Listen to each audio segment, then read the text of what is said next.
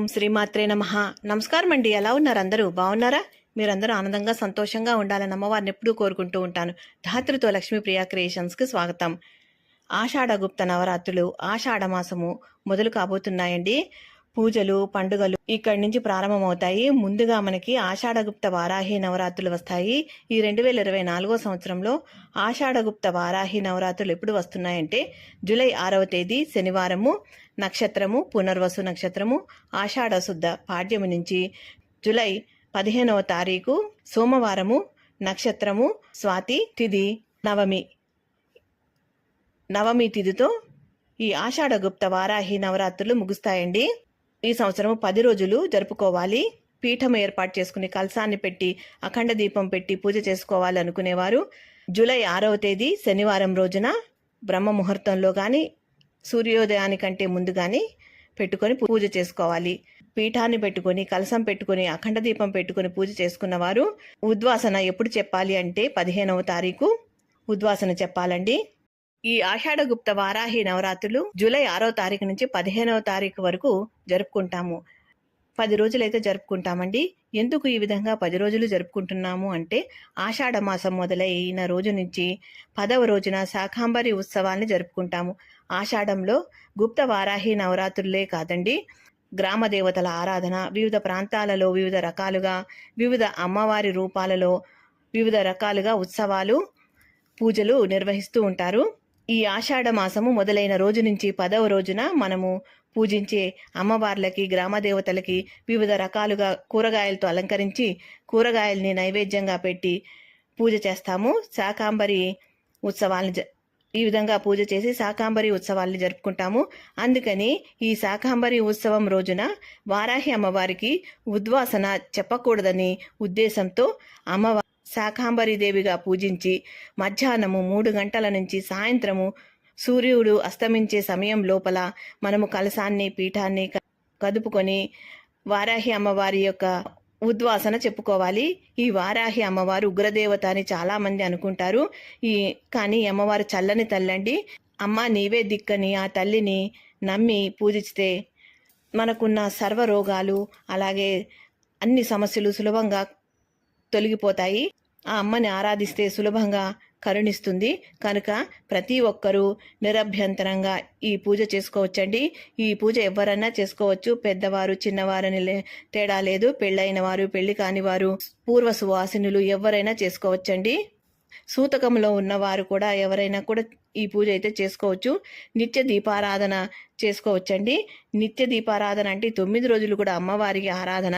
మనం ఇంట్లో ప్రతిరోజు దీపారాధన ఎలా అయితే చేసుకుంటామో అలాగే చేసుకోవచ్చు.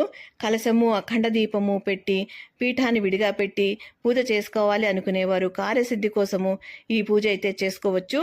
మనము ఇంట్లో నిత్య దీపారాధన ఏ విధంగా చేసుకుంటామో ఆ విధంగా కూడా చేసుకుని మనము మన పూజా మందిరంలోనే అమ్మవారి యొక్క పటాన్ని పెట్టుకుని షోడశోపచార పూజ లేదా పంచోపచార పూజ మన శక్తిని బట్టి అమ్మవారికి చేసుకోవచ్చండి. పటం లేదు అనుకునేవారు కామాక్షి దీపం కానీ గజలక్ష్మి దీపం కానీ ఉంటే ఆ దీపంలో అమ్మవారిని ఆవాహనం చేసుకుని దానికే పూజించాలి. ఆ దీపానికే షోడశోపచార పూజ అయితే చేసుకోవాలి.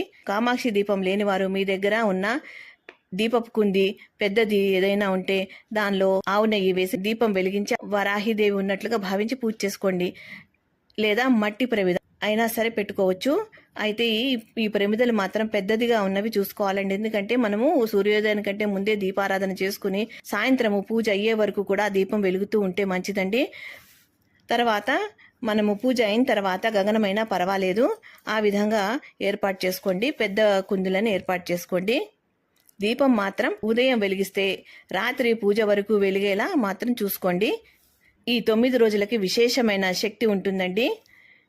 సంవత్సరం పొడుగునా నిత్యము అమ్మవారిని పూజించలేకపోయినా ఈ ఆషాఢగుప్త వారాహి నవరాత్రులలో అమ్మవారిని పూజించాలని నియమ నిబంధనలు మన ఋషులు మునులు మన పూర్వీకులు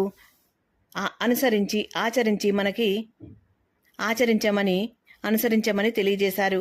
ఈ విషయాన్ని మనకి పురాణాల ద్వారా తెలుస్తున్నది. మన అందరం కూడా అన్ని పురాణాలు చదవలేము. చదివిన అందులోని సూక్ష్మమైన నిగూఢమైన అర్థాలని మనం గ్రహించలేము. గ్రహించినా గుర్తు పెట్టుకోలేము. అందుకని ఈ కలియుగంలో వీటిని తెలియజేస్తూ గుర్తు చేస్తూ ఎంతో మంది మహానుభావులు మన మధ్యలో ఉన్నారు. వీరు ప్రతి తరం వారికి వారి సేవలు అందిస్తూనే ఉంటారు. వారు చెప్పే మంచి విషయాల్ని పాటిస్తూ హిందూ ధర్మాన్ని కాపాడుతూ మన శాస్త్రాలని గౌరవిస్తూ ఈ పూజలని అవలంబించాలి. వారాహి నవరాత్రులు ఖచ్చితంగా 9 రోజులు పాటించాలి అనే నిబంధన ఎందుకు పెట్టారు అంటే, మిగతా రోజులలో అమ్మవారిని పూజించిన దానికన్నా ఎక్కువ ఫలితము ఇచ్చే విధంగా విశేషమైన పవర్ కలిగి ఉంటుంది. సంవత్సరం అంతా చెయ్యలేకపోయినా ఈ 9 రోజులని ఉపయోగించుకోవాలి. ఆ 9 రోజులలో గల శక్తి మీకు లభించాలని మన ఋషులు మునులు మన పూర్వీకులు వివరించారు. సాక్షాత్తు లలితా పరమేశ్వరి అమ్మవారికి సర్వ సైన్యాధ్యక్షురాలు ఈ వారాహిదేవి అమ్మవారు. సాక్షాత్తు లలితా పరమేశ్వరి అమ్మవారికి సర్వ సైన్యాధ్యక్షురాలుగా ఉన్నటువంటి వారాహి అమ్మ రూపము ఆవిర్భవించిన రోజు ఆషాఢ శుద్ధ పాడ్యమి అన్నమాట అండి. అమ్మవారిని 9 రోజుల పాటు ఆరాధిస్తే శత్రుభయాలు ఉండవు, భూ సమస్యలు ఉంటే తొలగిపోతాయి, ఇంట్లో సుఖశాంతులు వెళ్ళి విరుస్తాయి అని మన పెద్దలు పండితులు చెబుతున్నారు. ఈ ఆషాఢ మాసంలో మనకి శుభకార్యాలు శుభముహూర్తాలు ఉండవు. ఈ సమయంలో మౌఢ్యమి జరుగుతుంది. ఈ సమయంలో దేవతారాధన చెయ్యాలని మన పెద్దలు చెబుతున్నారు. ఏదో ఒక విధంగా ఈ విశేషమైన రోజులలో భగవంతునికి దగ్గరగా ఉంటే ఆ పవర్ అంతా మనకి లభిస్తుంది. పూజా విషయానికి వస్తే మనము ఈ 9 రోజులు పూజ చేయాలి అని అనుకుంటే అమావాస్య రోజే అంటే ముందు రోజే సంకల్పం చెప్పుకోవాలి. ఆ వారాహి నవరాత్రులు జరుపుకుంటానని సంకల్పం చెప్పుకోవాలి. ఇల్లు శుభ్రం చేసుకోవాలి, బూజులు అవి ఉంటే దులిపేసుకోవాలి. ఇల్లు శుభ్రం చేసే నీటిలో కొద్దిగా పసుపు, గోమయము, అలాగే కొద్దిగా రాళ్ళ ఉప్పు వేసి ఇల్లు శుభ్రం చేసుకోవాలి. పూజా మందిరాన్ని కూడా శుభ్రం చేసుకోవాలి. పూజని సూర్యోదయానికంటే ముందు మొదలు పెట్టాలి. కలశ స్థాపన, అఖండ దీపము పెట్టుకుని పూజ చేసుకోవాలనుకునేవారు పీఠాన్ని విడిగా ఏర్పాటు చేసుకుని అన్నీ సిద్ధం చేసుకున్న తర్వాత అమ్మవారి యొక్క పట్టం కానీ విగ్రహం కానీ పీఠంలో ఏర్పాటు చేసుకుని పూలతో అందంగా అలంకరించుకోవాలి. అమ్మవారికి షోడశోపచార పూజ కానీ పంచోపచార పూజ కానీ చేసుకోవాలి. అమ్మవారి యొక్క స్తోత్రాలు, అష్టోత్తర శతనామావళి, సహస్రనామావళి ఇలా ఏవన్నా ఒకటి చదువుకోవచ్చు. లలిత అమ్మవారికి సంబంధించిన స్తోత్రాలు కానీ దుర్గా అమ్మవారికి సంబంధించిన స్తోత్రాలు కానీ మనము పఠిస్తూ అమ్మవారికి కుంకుమార్చన, అలాగే పూలతో కానీ అక్షంతలతో కానీ పూజ చేసుకోవచ్చు. అభిషేకం చేసుకోవాలనుకునేవారు పసుపు నీళ్లతోటి, గంధపు నీళ్లతోటి, అలాగే కుంకుమతోటి పూజ చేసుకోవచ్చు. ఈ 9 రోజులు కూడా అమ్మవారికి తర్పణాలు వదిలితే మంచిదండి. ఈ తర్పణాలు మనము పంచామృతాలతో వదిలితే చాలా మంచిది. అమ్మవారికి పూజ చేసే ముందు ఏ పూజకైనా ముందుగా పూజించాల్సింది విఘ్నేశ్వరుని గనక ఆ విఘ్నేశ్వర స్వామిని కూడా పీఠంలో పెట్టుకోవాలి. స్వామి, నేను ఈ విధంగా 9 రోజులు కూడా వారాహి అమ్మవారి యొక్క నవరాత్రుల పూజ జరుపుకుంటాను. ఈ పూజకి ఎటువంటి విఘ్నాలు రాకుండా చూడు స్వామి అని ఆ స్వామిని వేడుకోండి. ఆ స్వామి వారికి పంచోపచార పూజతో గాని షోడశోపచార పూజతో గాని పూజించి ఆ స్వామిని ఈ విధంగా వేడుకోండి. ఈ విధంగా పూజ చేయలేని వారు 9 రోజులు చేయలేకపోతే మొదటి రోజు, ఆఖరి రోజు కూడా చేసుకోండి. లేదా విశేషమైన తిథులలో పంచమి తిథి రోజున, అష్టమి తిథి రోజున లేదా నవమి తిథి రోజున అమ్మవారిని పూజించండి. కలశం పెట్టి చేసినా చెయ్యకపోయినా తప్పనిసరిగా బ్రహ్మచర్యం పాటించాల్సిందే. భూశయనం చెయ్యాలి. ఆ విధంగా చేయలేని వారు మీకు చేయగలిగిన విధంగా మీరు చేసుకోవచ్చు. ఈ 9 రోజులు కూడా మద్య మాంసాల జోలికి వెళ్ళొద్దు, అంటే వాటిని తినకూడదు. అలాగే ఇంట్లో కూడా ఎవరు మాంసము వండకూడదండి. ఈ 9 రోజులు కూడా అందరూ ప్రశాంతంగా ఉండాలి, కోపంగా ఉండకూడదు, ఎవరిని తిట్టకూడదు, ఎవరి నాశనం కోరి ఈ పూజనైతే చేసుకోకూడదు, ఎవరికి చెడు జరగాలని మనము అనుకోకూడదు, ఎవరిని దూషించకూడదు, దుర్భాషలు ఆడకూడదు. ఇటువంటి నియమాలన్నీ పాటిస్తూ ఈ అమ్మవారిని పూజిస్తే మనం కోరిన కోరికలన్నీ నెరవేరుస్తుంది. ఇక ఉపవాసానికి వస్తే మీ వీలుని బట్టి ఉపవాసం చేసుకోండి. 9 రోజులు కూడా ఏకభుక్తంగా ఉండి పూజ చేసుకోవచ్చు. పళ్ళు తింటూ 9 రోజులు కూడా పూజ చేసుకోవచ్చు. లేదా ఒంటిపూట భోజనం చేసుకుని పూజ చేసుకోవచ్చు. మీ వీలుని బట్టి మీరు ఉపవాస దీక్షని అవలంబించవచ్చు. ఏది పడితే అది, ఎప్పుడు పడితే అప్పుడు మనం తినకూడదు. ఒక నియమానుసారము మనము భుజించాలి. ఈ 9 రోజులు కూడా అమ్మవారికి చాలా దగ్గరగా ఉండాలి. అంటే అమ్మవారి యొక్క నామస్మరణ చేస్తూనే ఉండాలి. ఎవరైనా తీవ్రమైన సమస్య తొలగిపోవాలని బలమైన కోరిక కోరుకొని పూజ చేస్తే మాత్రం అమ్మవారికి ఎర్రని పుష్పాలతో పూజించండి. అలాగే పీఠం పైన ఎర్రని వస్త్రాన్ని పరవండి. అలాగే మీరు కూడా ఎర్రని వస్త్రాలు ధరించి పూజ చేయాలి. అలాగే ఆడవారు సాంప్రదాయమైన దుస్తులు ధరించాలి.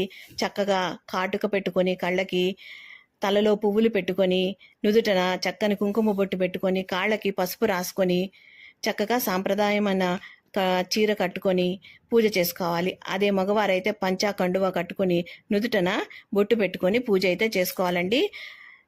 తప్పనిసరిగా జంధ్యాన్ని వేసుకోవాలి.